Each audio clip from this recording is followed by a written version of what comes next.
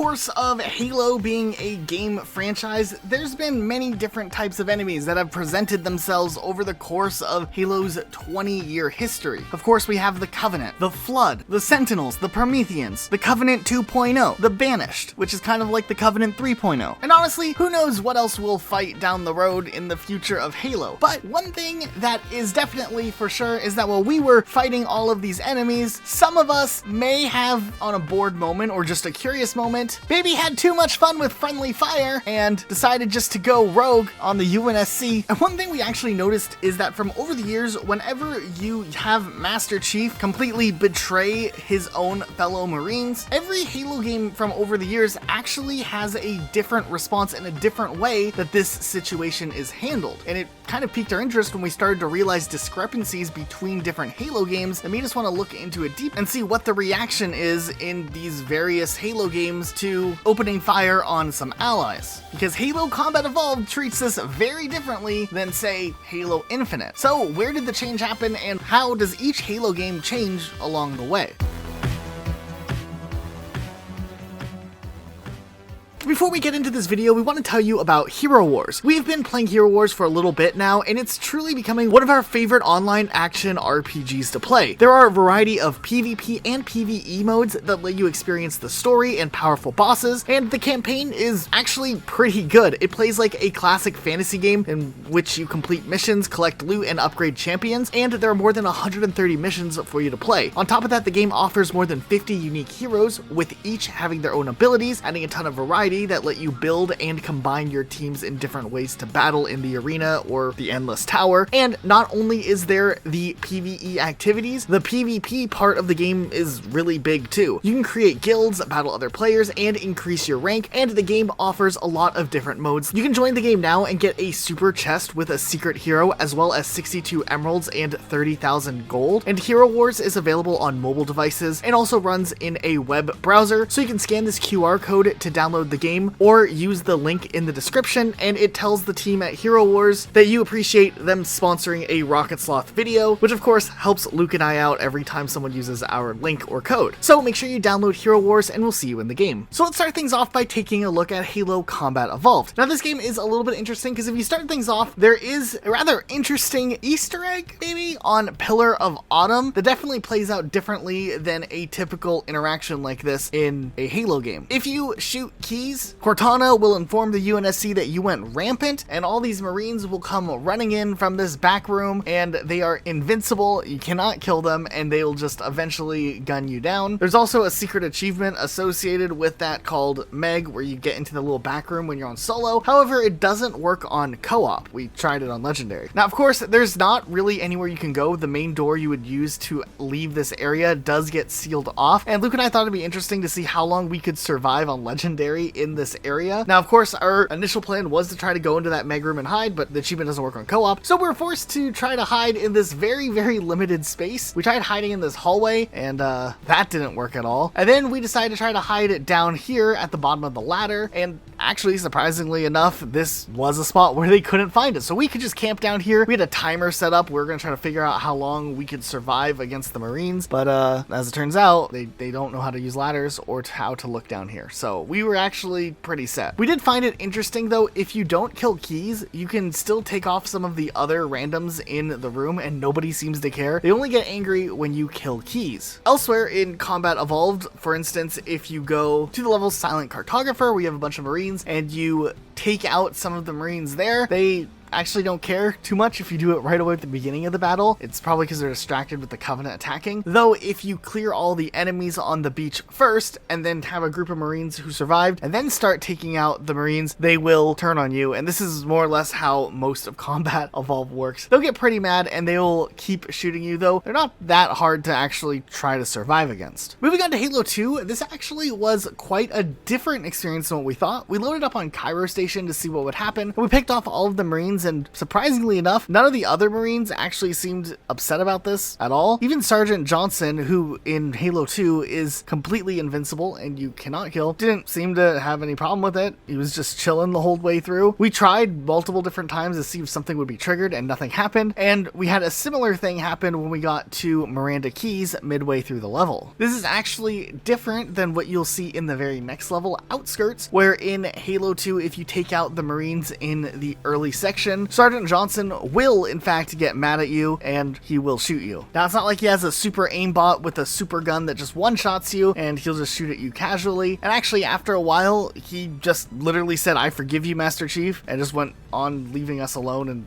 fighting the Covenant all over again. So his vengeance for the fallen Marines definitely isn't that strong. Also, in Halo 2, you play as the Arbiter in some points, and you can team kill some elites, though the other elites might not always be too happy about it. For instance, in the beginning of the Oracle, when we were doing our lasso run, we knew there was a certain % chance that the elites will just turn on us, and if you kill all of the enemies except Artaz, he'll turn on you and try to stab you in the face with a sword, and there's not a whole lot you can do at that point. Halo 3, on the other hand, is a completely different type of beast because they decided to just give Sergeant Johnson a little bit of a power-up from Halo 2. In the beginning of Sierra 117, if you try killing Sergeant Johnson, you can in fact kill him momentarily before he comes back to life, and when you do it enough times, you'll be angry enough and will just pop off at everybody on the same team in co-op and go for some quick headshots with just one-shot everyone. It's kind of like Sergeant Johnson has SWAT mode enabled or Tactical Slayer mode enabled and can just one-shot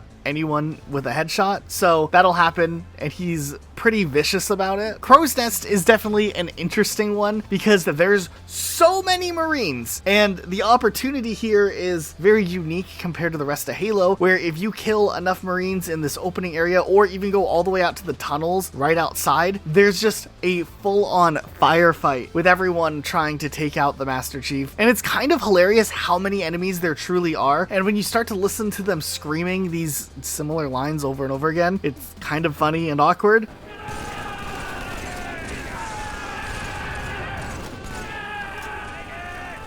But still, it was interesting just to see how much chaos you can cause by just doing a couple of friendly kills. And also, Sergeant Johnson is in this area, and he likely could one-shot headshot you if he was holding a gun, but in this section he doesn't have a gun, so instead he was running over and trying to punch us occasionally, but for whatever reason he can't actually get a punch off on the Master Chief, so he's just awkwardly standing there trying to punch you, and you can just look at him and nothing really comes from it. We went on to the level of the Covenant to see what the elites would do if they were fired upon, and actually, surprisingly enough, if you kill enough friendly elites, the elites will also turn on you, which wasn't something we actually thought would happen. We thought since they were aliens, maybe Bungie would just be like, yeah, you might have accidentally killed a couple, it's okay. But nah, these elites don't forgive and forget. They will shoot a couple shots off at you, but they're definitely not threatening like Sergeant Johnson can be. And on the last level of Halo 3, we have Sergeant Johnson again on this level, and if you kill him enough times, not only can you get a Spartan laser with unlimited ammo, but you can also get an angry Sergeant Johnson, and you can manipulate which weapon he has depending on what weapon you drop by him when you down him, and that can be interesting to see what he does with different weapons, but most of the time he starts pointing the gun at you, whether it's a Spartan laser or a BR you might give him where he can just one-shot you. You don't want to give Sergeant Johnson that ability. However, this glitch is funny though, because there is a way you can kill him at the last second right before going into the 343 Guilty Spark boss fight, and when you exit the area, he'll still be alive and will be fighting there with you for a little bit. He can even get infected into the Flood, which is interesting to see a Sergeant Johnson Flood form, but yeah, that's just kind of one of the more nuanced experiences in the Halo franchise. Halo 3 ODST is actually a lot like Halo 3, where if you kill some of the Marines, your fellow ODSTs or even fellow Marines may start shooting at you. We tested this out on Alpha Site, and Mickey wasn't all too happy about it. He would shoot some shots at us and would kill us, and it was kind of awkward at times because he's a pretty fast killer, like almost as fast as Sergeant Johnson, but just not quite. So you gotta watch out for that guy. He's not the most trustworthy of characters. Halo Reach, we decided to test this as well, loading into a couple of different instances. Sword Base was very interesting because once we killed a couple too many allies, Noble Team decides to turn on Noble 6, and that's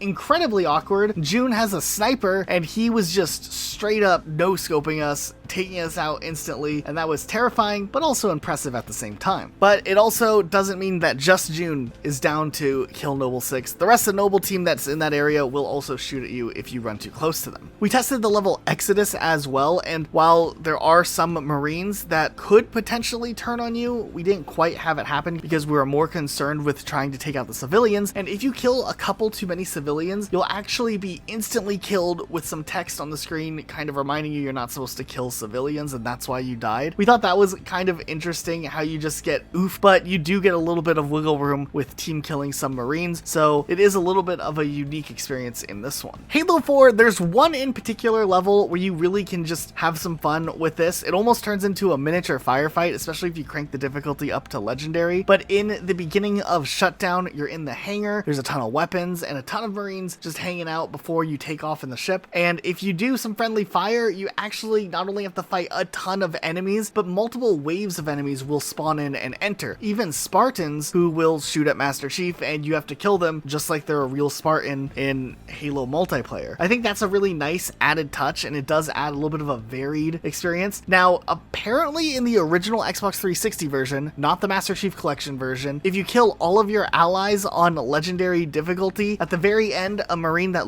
resembles Sergeant Johnson may come in, but this is still unconfirmed, I think, if it actually is Sergeant Johnson or not. But if you think it is him, leave a comment down below and try to explain lore-wise how this happened. Halo 5 actually saw things a bit similarly to what we had in Halo Reach, but things are still a little bit different. For instance, civilians, while they would still completely kill you and give you the on-screen text reminding you that you're not supposed to do that and that's likely why you died, there are some soldiers who have weapons that you can take out along the way. No matter how hard we tried, it didn't seem like any of them really cared too much when we took out the fellow soldiers. As long as we weren't shooting the civilians, we were good to go. And the same thing ended up being the case for Swords of St. Helios when we were taking out some of the friendly elites under the Arbiter. No one really cared all that much. We didn't even get the civilian type warning, so we just kind of continued on our merry way, and that was that with Halo 5. Then we can look to Halo Infinite, which is quite a bit different than anything we'd seen, but we fully expected the Marines to get angry and decide to turn on us. Surprisingly enough, this isn't actually the case of what happens in Halo Infinite. Matter of fact, when it comes to allied shots or friendly shots on Marines, none of the Marines will take any damage from any bullet you end up shooting. We tried shooting a ton, we tried various weapons and grenades, and the only way we actually found an effective way of eliminating some of the Marines was to take a vehicle and just try running them over, and this surprisingly actually kind of worked for clearing them out, though it didn't seem to make any of the other Marines any more upset or angry about the entire situation. So if you wanted a Halo game where you could just shoot at your friendlies as often as you want, Halo Infinite kind of fills that void, as you can kind of do that without getting any real penalty. But overall, this was a pretty fun experience to say the least, whether we were just cornering someone specific and punching them for a long time to see what would happen, or we had to get a little more creative with how we were going to kill some friendly allies. It was kind of funny just to see these different situations play out from over the years and kind of see how this interesting but unique enough mechanic has evolved over the years. Also, make sure you guys are subscribed with notifications on. Double check you have that bell all set up so you get notified when we put up a video, and it at least ups the odds of the YouTube algorithm actually dropping one of our videos on your home screen or something like that. I think that's how it works. Not 100% sure, but to double check, you can make sure you do have your notifications on. All right, that's it for today. We'll see you all next time with a brand new video.